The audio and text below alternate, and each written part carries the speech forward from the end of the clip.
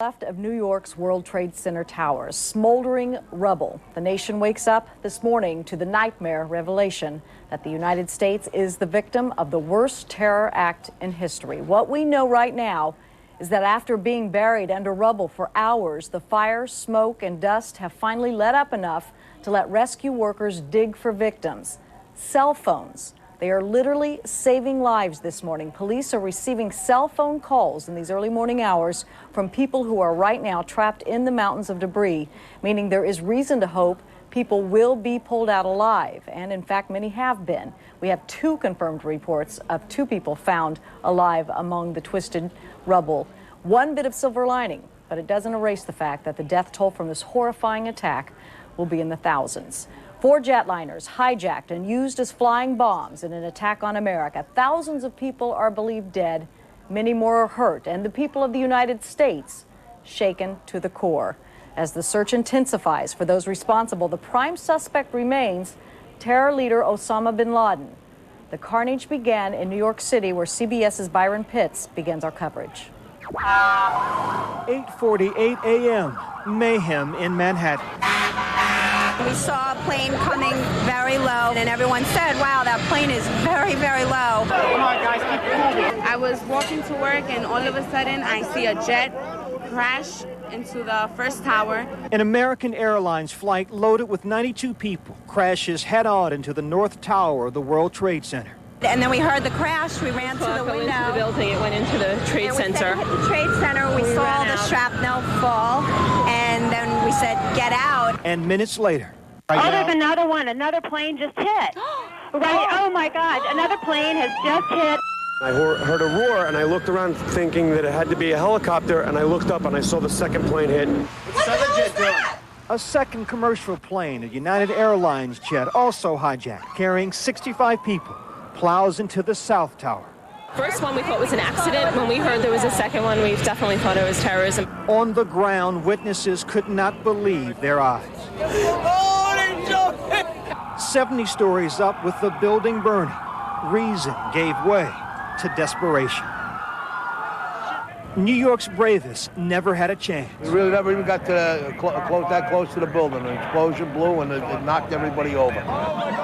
Less than an hour later, the South Tower came crumbling down. It collapsed. The top floors collapsed down. I saw it blow and then ran like hell. Thank God. I'm 69, but I can still run. But it was far from over. Tower 2 collapsed into Tower 1. Within minutes after that, we were ordered out. When the dust settled, signs of life started to emerge. Chaos. It's just chaos out here. It really is. So the Twin Towers fall. It's amazing. It's crazy. I can't believe it's happening. I really can't.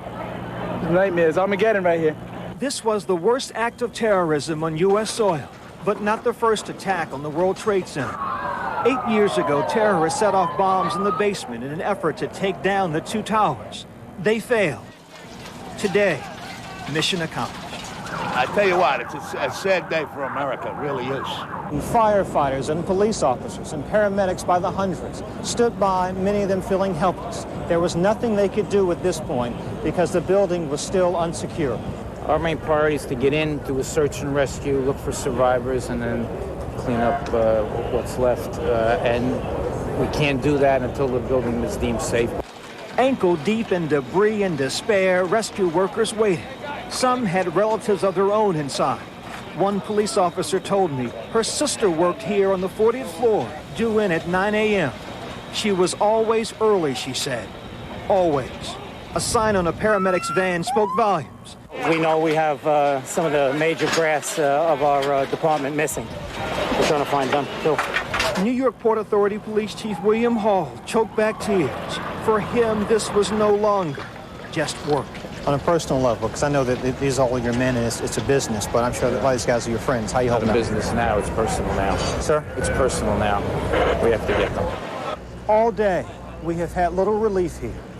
Take a look at this. Hours ago, World Trade Center building number 7 collapsed. A 42-story building that crumbled hours after the initial devastation. It was the one calamity here that was not a surprise. Police had evacuated the area earlier, fearful building number 7 would indeed fall. Minutes after the second tower collapsed, I was standing a few blocks away with CBS News correspondent Mika Brzezinski. As the fireball rolled toward us, Mika grabbed her shoes, I grabbed her hand, and we ran as fast as hell. Thousands did. Byron Pitts, CBS News, Manhattan. And that is what has happened today. Let's bring you up to the minute right now. So far, the evidence points to the fact that it could be Osama bin Laden, most likely, who planned these attacks. He's the wealthy Arab living in Afghanistan. We have a bulletin now from Afghanistan. The UN is considering staff pullout from Afghanistan. Some aid workers are leaving Kabul fearing an attack there. Once again, the UN considering staff pullout from Afghanistan. One of the few things that seems certain this morning is that the hijacking and attacks were meticulously planned and carried out with great precision. Correspondent Bob Orr has pieced it together. American Flight 11, a Boeing 767, took off first at 7:45 this morning from Boston, bound for Los Angeles. 13 minutes later, another 767, United Flight 175, also left Boston for L.A. At virtually the same moment, United Flight 93, a 757, took off from Newark for San Francisco. And to the south at Washington's Dulles Airport, another 757, American Flight 77, flew off towards Los Angeles. The first sign that anything was wrong was noticed by air traffic controllers, who watched the jets stray from their planned routes. This computerized radar path shows how the first plane, American Airlines Flight 11, climbed out of Boston and, as expected, headed northwest across Massachusetts. But watch what happened. As the plane entered eastern New York, it turned sharply to the south and headed straight for Manhattan. The 767 hit the World Trade Center at 8:48 this morning. And 16 minutes later, United Flight 175 delivered the second blow. The jets, fueled for cross-country flights, were filled with tens of thousands of gallons of volatile fuel. They were literally flying bombs, each with an explosive power far greater than the blast that leveled the Oklahoma City Federal Building.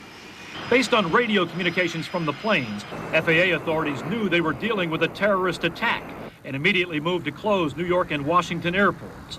And for the first time in U.S. history, all flights across the country were grounded. The airport's being evacuated. They need to go home. But there were still 2 hijacked jets in the air, and one of them, American Airlines Flight 77, took aim on the Pentagon. It crashed in a fireball at 9:38.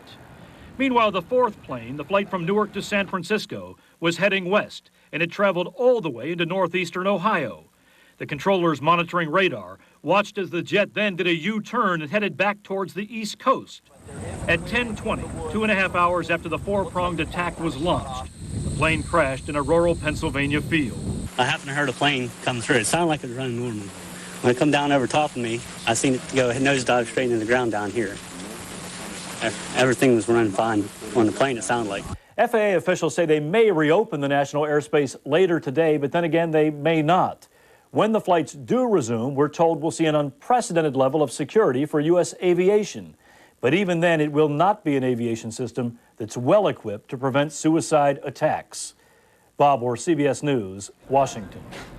While the Pentagon burned, aircraft carrier battle groups were dispatched to the seas off Washington, D.C. and New York City. CBS's David Martin has the story from the Pentagon. Fires are still burning, although Pentagon officials say the flames are under control and the Pentagon will be open for business. We now have new close-up pictures of the damage done by that plane, and Defense Secretary Rumsfeld had a grim warning that casualties will be high. People have been lifted out and taken away in ambulances, and the numbers will be calculated, and it will not be a few. The first attack ever on the Pentagon occurred at 9:38 a.m. Eastern Time. Clip this pole over here, hit another pole and slammed right into the building. Huge explosion, and then utter pandemonium, as you might imagine. I mean, everybody was screaming, "Oh my God." A hijacked American Airlines jet, which had just taken off from Dulles Airport, flew right up the main highway leading north into Washington and straight into the citadel of American military power.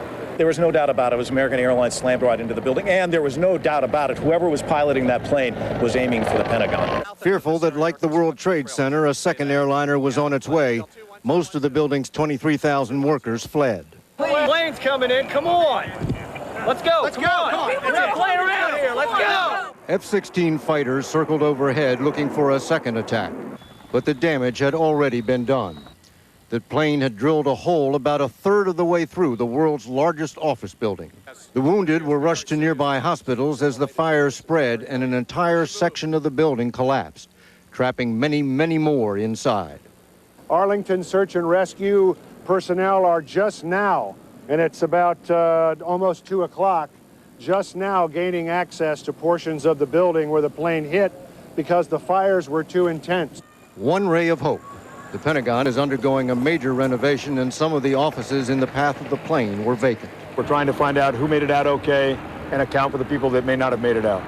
When the plane hit, Defense Secretary Rumsfeld moved from his office on the other side of the building into the National Military Command Center in the basement. With smoke hanging in the air, he ordered aircraft carriers, amphibious ships, cruisers, and destroyers to New York and Washington, where they can serve as floating hospitals, help with the cleanup, and provide air defense against the possibility of more attacks. And the chairman of the Joint Chiefs made a clear threat of military retaliation. I have no intentions of discussing today what comes next, but make no mistake about it, your armed forces are ready. Right now, suspicion focuses on Osama bin Laden, but first things first. The FBI is combing the wreckage for evidence, and all U.S. military bases and embassies are at the highest state of alert. David Martin, CBS News, the Pentagon. And our latest information is that the fire at the Pentagon has been put out, but there are 100 to up to 800 people who must be located and could possibly have been killed. One hijacked plane apparently never did reach its target. That's the United Airlines jetliner that went down near Shanksville, Pennsylvania, possibly heading toward Camp David. There were no survivors. CBS News correspondent Steve Hartman was there. This may be the high